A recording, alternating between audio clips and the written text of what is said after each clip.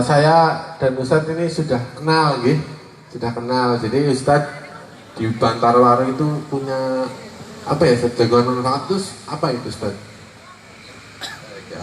Bismillah, Assalamualaikum warahmatullahi wabarakatuh. Waalaikumsalam warahmatullahi wabarakatuh. Alhamdulillahi rabbil alamin, wassalatu wassalamu ala asyrafil anbiya wal mursalin, habibina wa nabiyina Muhammadin wa ala alihi wa ashabihi wa man sara ala nahjihi ila yaumiddin, amma ba'd. Faqala ta'ala fil Qur'anil aziz, يا أيها الذين آمنوا اتقوا الله حق تقاته ولا تموتن إلا وأنتم مسلمون. Sebelum saya memulai menjawab pertanyaannya Mas Nizar, yang kami hormati para kesepuhan, para alim ulama, hadirin hadirat seluruhnya, warga dari Merten. Semoga seluruhnya diberikan keberkahan, diberikan nafas Islam, semangat untuk terus memperjuangkan Islam ini sampai akhir hayat kita. Dan mudah-mudahan seluruhnya diberikan hadiah yang terbaik, yaitu husnul khatimah atas apa yang telah diperjuangkan. Amin. Baik. Mas Nizar, memang seperti ini Pak, anak muda kita hari ini seperti ini. Jadi berbicara itu sudah nggak pakai salam dulu. Astagfirullahaladzim. Sehingga hari ini terus terang,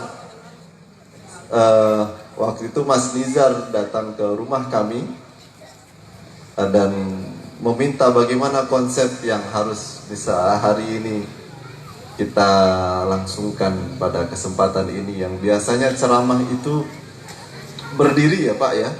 Berdiri. Assalamualaikum warahmatullahi wabarakatuh. Itu contoh. Contoh. Biasa ceramah seperti itu ya Mbah G.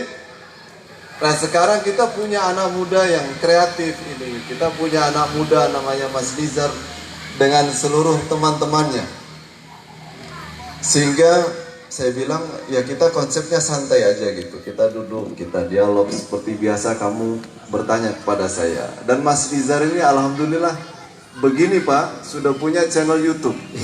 Alhamdulillah sampai hari ini ya. Sudah berapa subscribernya? 32. Memang niatnya istiqomah Ustaz. Iya, alhamdulillah. Dan hari ini bapak-bapak, ibu-ibu yang dirahmati oleh Allah SWT, tadi kalau Mas Nizar tanya itu langsung to the point sebenarnya. Jadi kami ini dari mana gitu. Iya. Mungkin saya akan perkenalkan diri sedikit. Jadi saya baru di Banjarnegara, alhamdulillah kami ini 4 tahun. Dan saya adik kelas dari Mas Indra. Ketika di Asalam dulu, sama-sama di Asalam. Masuk ke Banjarnegara setelah kami pernah menuntut ilmu di Hadramaut. Terus terang saya mengalami satu goncangan jiwa itu. Kenapa itu Ustaz? Ya sederhana, karena ketemu sama kamu itu. Goncangan jiwa, ketemu sama generasi yang seperti ini. kaget ya Ustaz? Luar biasa kaget. Sehingga bagaimana saya bisa masuk dan mereka mau mendengar Islam ini. Mereka mau belajar sedikit demi sedikit. Ketika kami di Hadramaut bertemu dengan banyak manusia, terutama dari yang barat, mbah-mbah, bapak-bapak seluruhnya jamaah rahimakumullah. Satu yang saya pernah ketemu itu adalah Mr. David. Dia dari California. Jauh Ustaz? Lumayan. Jauh. Itu dari Bukatijai sing anak maning ya.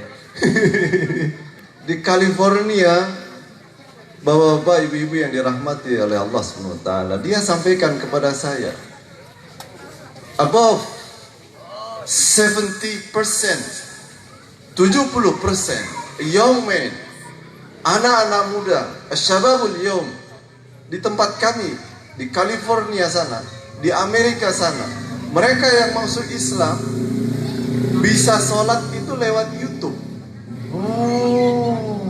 bisa sholat lewat YouTube. YouTube. Jadi belajar sholat tidak di masjid lagi, tidak dilanggar, tidak di musola. Dan itu nanti akan menjadi warna yang hari ini sebenarnya sudah dicobakan di sekolah-sekolah formal ketika sudah dimulai dengan nun sewu, sistem online. Maka orang hari ini menyerap ilmu pengetahuan secara online. Include, termasuk di dalamnya adalah masalah agama. Maka ini akan harus menjadi perhatian sebenarnya. Sehingga bagaimana pembelajaran secara klasik seperti ini, ada dialog, kamu bertanya, coba saya jawab, gitu kan, santai, tidak harus merasa digurui, mungkin begitu, tidak seperti orang yang dimarah-marahi, apakah bid'ah, mungkin gitu ya, dia termasuk nggak suka digituin, padahal memang bid'ah semua. Bapak-bapak, ibu-ibu yang dirahmati oleh Allah SWT. Jadi saya lihat hari ini anak muda itu kayaknya kurang ajar. Tapi sebenarnya mereka itu adalah, nuhun sewu Mas Nizar ya, punya dahaga, punya kehausan untuk mengetahui agamanya. Mereka juga sama seperti kita dulu waktu muda. Oh iya, ada kamera, Ustaz. Ada kamera, ada musik, emang. Mereka juga punya kesadaran ketika dibenturkan dengan masalah kehidupan, entah dari rumah tangganya, entah ketika dia bertemu dengan lawan jenis, kemudian dia diputus misalnya, atau misalnya itu masalah finansial, mereka butuh agama. Tapi agama yang mereka ingin dapatkan adalah memang agama yang benar-benar mengelus mereka, sebagaimana orang tua sayang sama anaknya itu. Jadi bukan dipukuli dulu, bukan. Gitu ya. Jadi dia diajak dialog dulu gitu. Dia diajak duduk dulu begitu.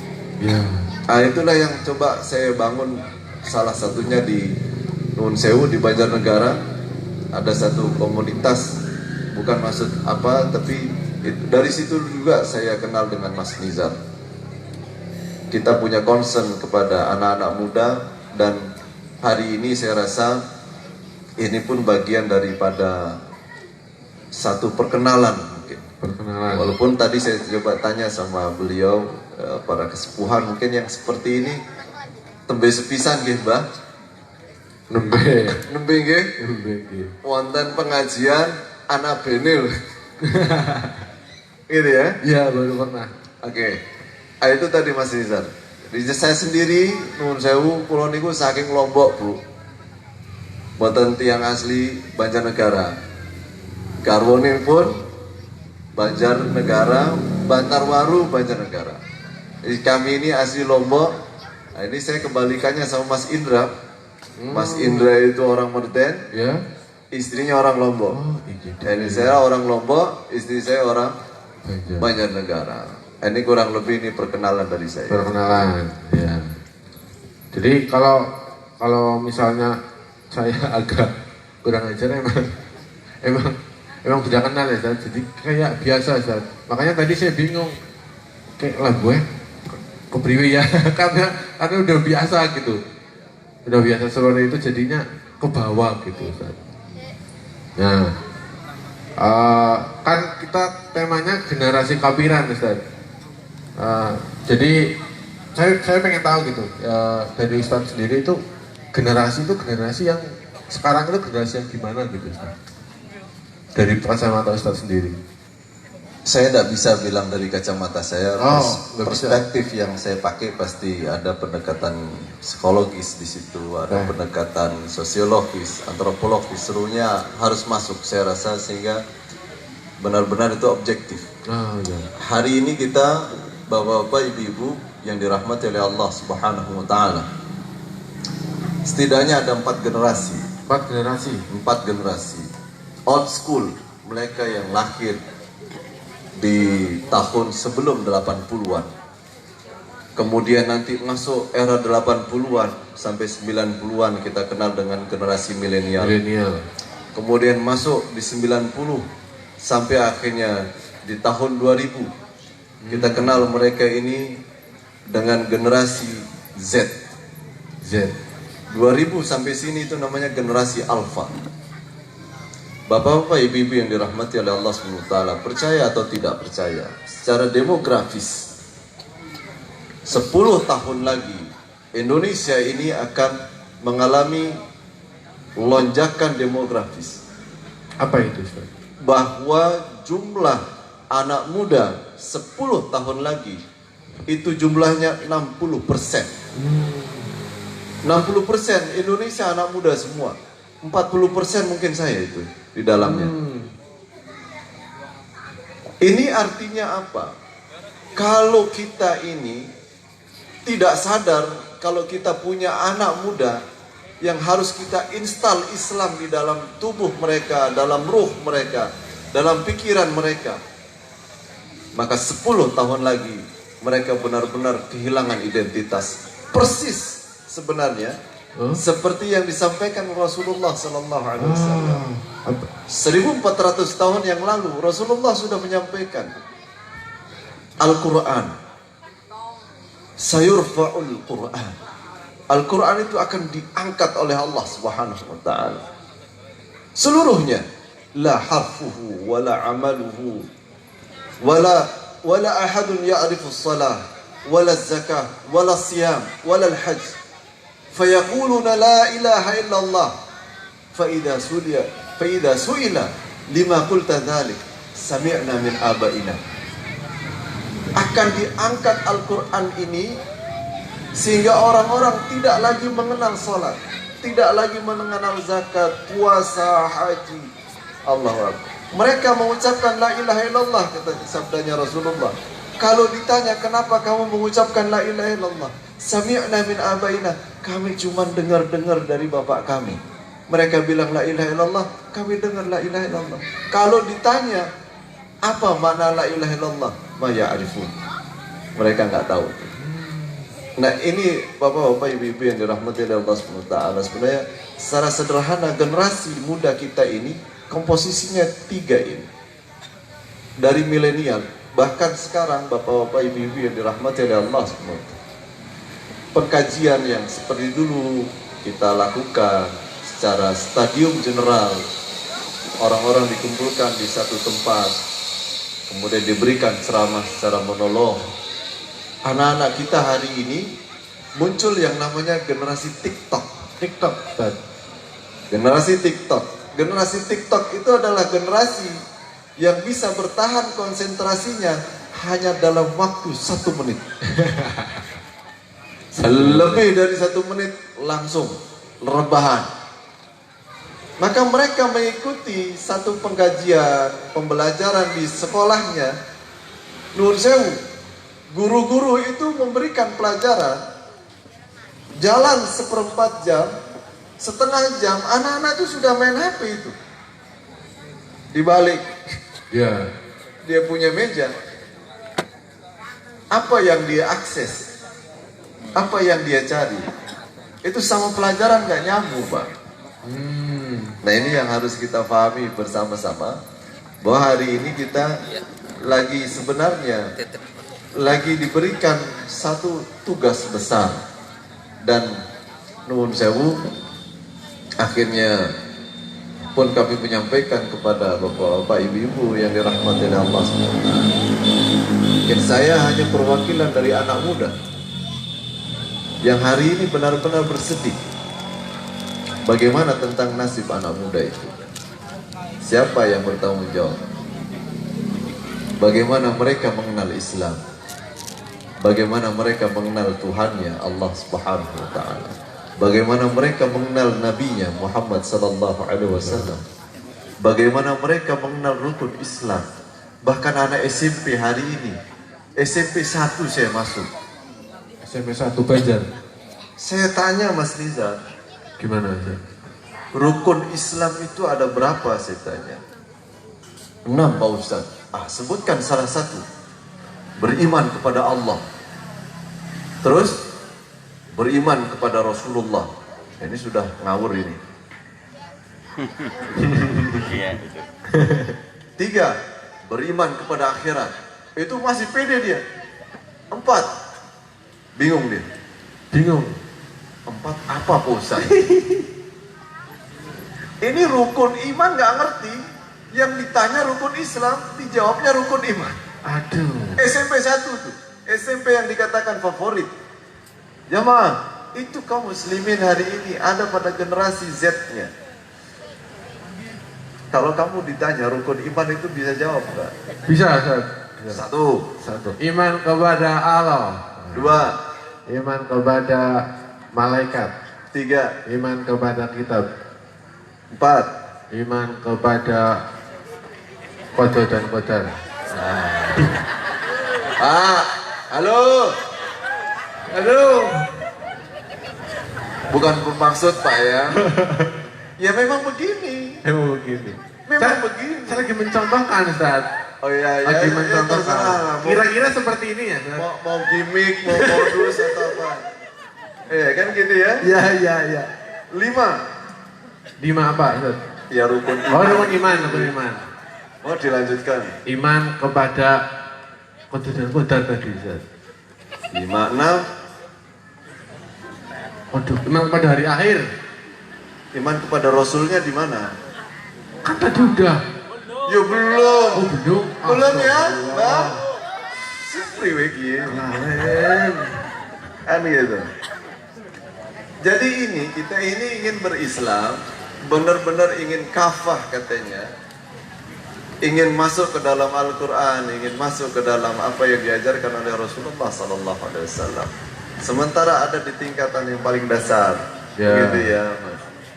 Inilah yang sebenarnya coba kita perhatikan bareng-bareng. Ini tugas kita bersama, bukan tugasnya siapa ustadz atau kiai atau siapapun tokoh masyarakat. Ini tugas seluruh umat Islam untuk melihat, mengkader generasinya semua.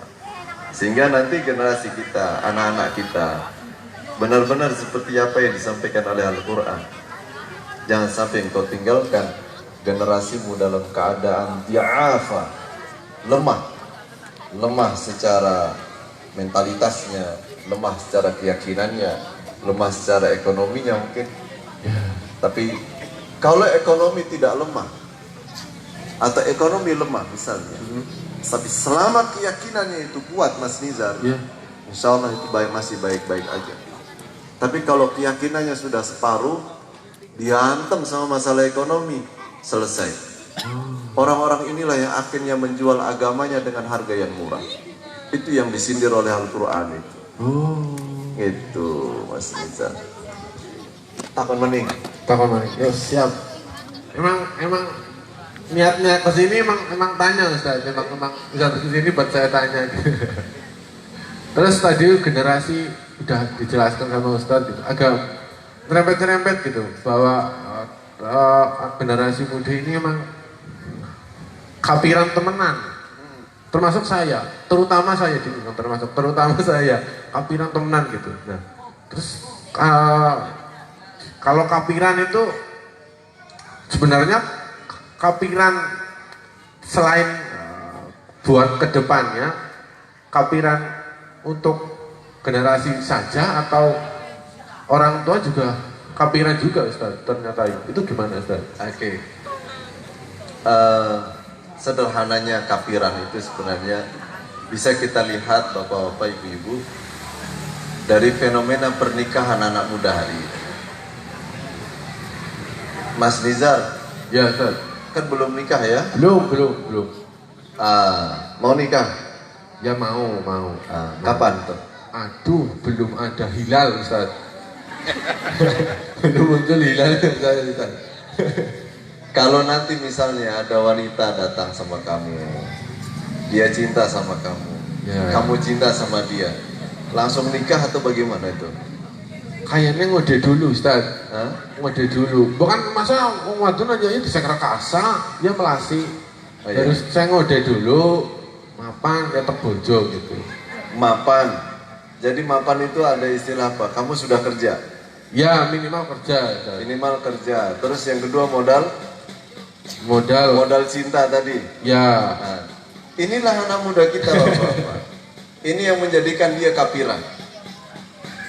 Rata-rata anak muda hari ini menikah itu modalnya 2. Dan orang tuanya melegalisasi, orang tuanya menyetujui ini. Kalau dia sudah cinta, dia sudah kerja, itu langsung monggo. Padahal nuhun sewu, menikah itu kalau kita mau mengkaji secara Islam lebih dalam, banyak sekali yang harus dipersiapkan. Fikih pernikahan, Fikih pernikahan, hukum positif pernikahan,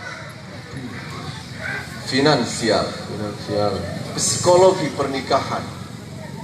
Bagaimana nanti akhirnya ketika dia punya anak, apa yang harus dia lakukan?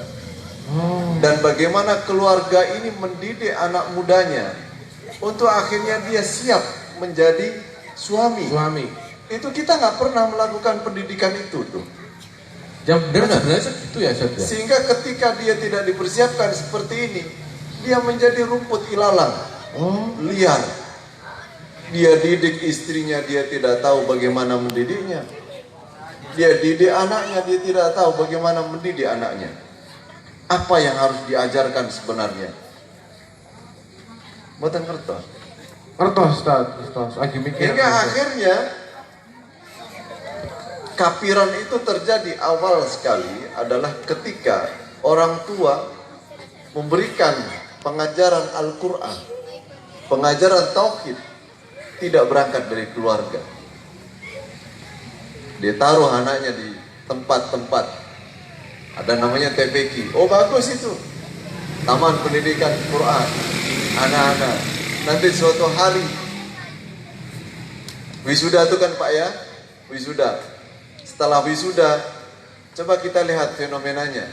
Anak-anak yang sudah hatam Al-Quran hari ini, ketika dia masuk di jenjang SMA, dia menjadi orang yang jarang buka Al-Quran. Kafiran buatan. Kafiran temenan. Bukan karena dia tidak pernah belajar kan? Tapi karena apa, Ustaz? Karena keluarganya memang tidak mempersiapkan. Jadi anak ini tahu Al-Quran. Begitu dia balik ke rumahnya, dia tidak lihat ibunya baca Al-Quran. Dia tidak lihat orang tuanya, bapaknya baca Al-Quran tuh.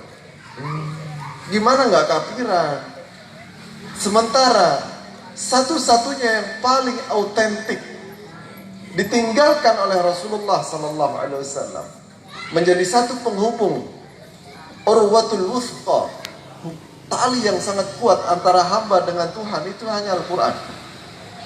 Dan apa yang diajarkan Al-Quran. Sementara yang satu ini itu tidak dilakukan pendidikannya di dalam keluarga. Nah itulah akhirnya awal kekafiran itu akhirnya merembet ke ranah keluarga, ranah ekonomi. Anak-anak nggak ketahui hari ini dia sebenarnya harusnya seperti apa di dalam berekonomi, mandirikah atau hanya sekedar ikut-ikut orang lain. Sehingga hari ini nuwun sewu, orang-orang itu orientasi kerjanya udah sebatas duit sudah. Dia dijajah di situ. Anak muda kita, sementara agama kurang. Ketika dia masuk ke dalam lini-lini pekerjaan yang tidak melihat sisi agama, dia tinggalkan sholatnya dan dia tidak peduli.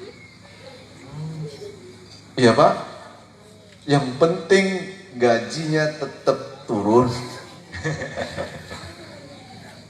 Jadi tidak apa-apa. Saya pernah jumpa, ini Pak, saya cerita sedikit. Semalam itu kita kedatangan tamu dari Hungaria. Dari Hungaria, datang ke Bantarwaru, jauh-jauh. Karena dia mengambil satu scholarship di Yogyakarta. Dia sudah menikah memang, sudah 3 minggu yang lalu. Oh iya itu, saya tahu orangnya. Menikah dengan orang semampir, orang Hungaria ini. Ketika dia menikah dengan orang semampir, ini waktu itu terjadi satu dialog panjang. Ini yang orang Hungaria ini niku tiang estri, perempuan. Ya, perempuan. Ternyata perempuan di sana otaknya itu lebih canggih daripada laki-laki yang ada di Indonesia, saya rasa. Kenapa, Ustaz? Saya diskusi itu dari jam 4 sore, baru selesai diskusi sama cewek Hungaria ini jam 2 malam, Pak. Jedanya cuma sholat, makan sedikit, sholat lagi, habis itu diskusi lagi. Ada yang menarik, kenapa diskusi itu begitu panjang? Karena pertanyaannya begitu sangat mendasar. Dia masih, usianya masih kayak Mas Nizar ini, belum lama itu. Mendasar sekali. Dia bertanya tentang Islam, sementara dia baru masuk Islam. Buka surat Yunus, ayat keempat. Ustaz, bunyinya gimana itu Ustaz? Ini kayak HP ini 3.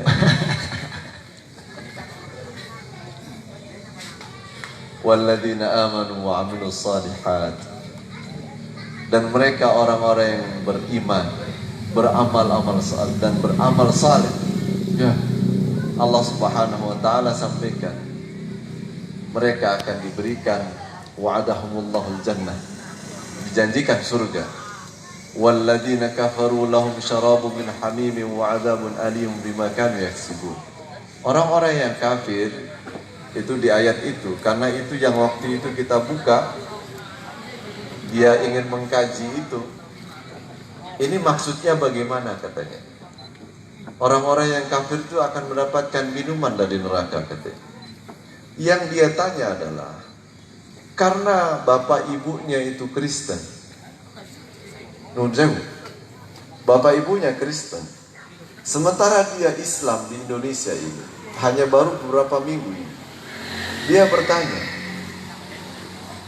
where's the heaven for my dad and for my mom? Is heaven like you? Piye jawabannya kayak? Orang ngerti artinya kan gitu Ustaz. Memang harus canggih hari ini jadi ustadz itu. Harus bisa bahasa Inggris, harus bisa bahasa Arab. Ini sekarang saya di Banjarnegara harus bisa bahasa ngapak lagi kan gitu. Nasibnya jadi ustadz begitu. Iya. Kalau mau daftar, pendaftarannya masih ada. Iya ada. Pak Ustadz katanya, kalau kita ini kan orang beriman, amal soleh, orang kafir, dia sadar kalau bapak ibunya itu tidak berkeyakinan seperti yang dia yakini hari ini. Tapi dia benar-benar serius bertanya, bapak saya, ibu saya itu apakah nanti surganya itu akan masuk dengan surga kita katanya. Dan saya tahu betul, and I understand, so understand exactly. My parents, it's so kindness. Orang tua saya itu benar-benar baik Pak Ustaz. Jadi di sana dia bertanya, orang tua saya itu baik, surganya masuk yang mana? Itu orang Hungaria nanya kayak gitu, itu baru masuk Islam itu. Pertanyaannya aneh-aneh. Jawabnya itu tidak bisa serampangan. Langsung kita jawab, ya itu kan sudah ayat Al-Quran, terima aja. Oh marah dia. Marah. Karena dia ingin dijawab secara rasio, akalnya. Termasuk lagi, tadi sore datang lagi belajar Al-Fatihah. Belajar Al-Fatihah. Benar-benar belajar. A'udzu billahi minasyaitonir rajim. Begitu ya? Ya. Susah dia, kesusahan. Nah, di sela-sela kita belajar sholat, dia tanya begini, Bapak. Nun sewu lah bahasanya kita di sini ya. I want to ask you one question, satu pertanyaan katanya tentang sholat. Saya mengerti katanya dari beberapa aktivis bahwa wanita-wanita itu memakai hijab, memakai jilbabnya karena mungkin secara psikologis itu kalau kita tidak tutup kita punya hijab, kita punya tubuh katanya sebagai wanita, mungkin orang-orang kalau dia melihat lekuk tubuhnya yang begini, begitu kan, akan ada rasa tertarik laki-laki kepada wanita. Al-Quran, Islam datang mengajarkan kepada wanita untuk menutup. Ini saya bisa terima katanya. Tapi sekarang saya sholat, Sekarang saya sholat, sementara saya harus pakai mukena katanya. I clothe my bodies, all my bodies, except my ini apa istilahnya, my face and my hand, kecuali wajah dan tangan saya. Pertanyaannya adalah, kalau saya menutup tubuh saya pakai hijab di hadapan laki-laki, saya bisa pahami itu. Tapi kan sekarang saya lagi menghadap Tuhan katanya. I am in front of God. Saya lagi di hadapan Tuhan. Dan Tuhan itu katanya kan bukan laki-laki, bukan perempuan Pak Ustadz. Kenapa saya harus tutup tubuh saya? Apa pentingnya untuk dia? Pak yang langsung ubah. Piye, wes mulai wae lah, besok saya cari jawabannya sekilas. Mumet ya, Ustaz. Mumet, bener. Itu masih muda Pak. Masuk Islam, nanya kayak gitu serampangannya. Panjenengan kan nggak pernah nanya-nanya kayak gitu sama Ustadz. Darah ini kurang ajar loh. Ini kok bocah merden nanya-nanya kayak gini, wes liberal apa priwe jane. Anak muda kita nggak berani nanya kayak gitu. Dia berani tanya seperti itu dan dia bilang, my question is not crime. Pertanyaan saya bukan tindak kriminal. Jadi tolong dijawab katanya. Kalau tidak dijawab Pak Ustadz, saya tidak mau pulang. Ayo wadon. Aduh, luput. Akhirnya coba saya jelaskan pelan-pelan. Saya buka lagi memori saya dulu belajar bahasa Inggris itu sama Mas Indra itu sudah 10 tahun yang lalu. Buka lagi kamusnya di sini. Gimana menjelaskan ini kepada ini anak muda yang baru belajar dari Hungaria ini. Suaminya sendiri orang Islam dari kecil, orang semampir, nggak bisa jelaskan. Nyong mumet lah tata, terus priwe bojone nyong ya. Ya kamu juga harus belajar sih. Maka itu saya jelaskan pelan-pelan. Saya tidak akan jabarkan itu jawabannya di sini. Nanti mungkin kita bikin majelis yang lain. Iya. Begitu ya? Iya. Tapi ini saya ingin sampaikan Bapak Ibu, sekarang itu sudah 4.0, 4.0. 4.0 itu arus informasi sudah tidak bisa panjenengan bendung. Isu-isu global, gitu ya. Itu di anak-anak muda kita itu paham. Mungkin kalau di mbah-mbahnya, nuhun sewu mbah, kan gitu. Apa yang hari ini terjadi di Ukraina dengan Rusia mungkin nggak ngikuti. Ya mbah. Teng Ukraina wonten napa niki? Ngertos napa mboten? Nek mboten. Loh ini anak-anak muda ini ngerti. Sekarang Ukraina sama Rusia lagi berantem perang. Informasi itu sudah begitu deras. Apalagi kalau sudah bawa HP itu, wah selesai. Pinter sekali anak kita hari ini. Saya lihat anak saya yang hari ini masih usia 6 tahun. Generasi Alpha. Jelas menurut saya generasi kita sudah mati, dia masih hidup. Itu hari ini sudah mengenal banyak kosakata yang menurut saya baru kenal kosakata itu ketika saya SMA. Istilah fermentasi. Itu dia sudah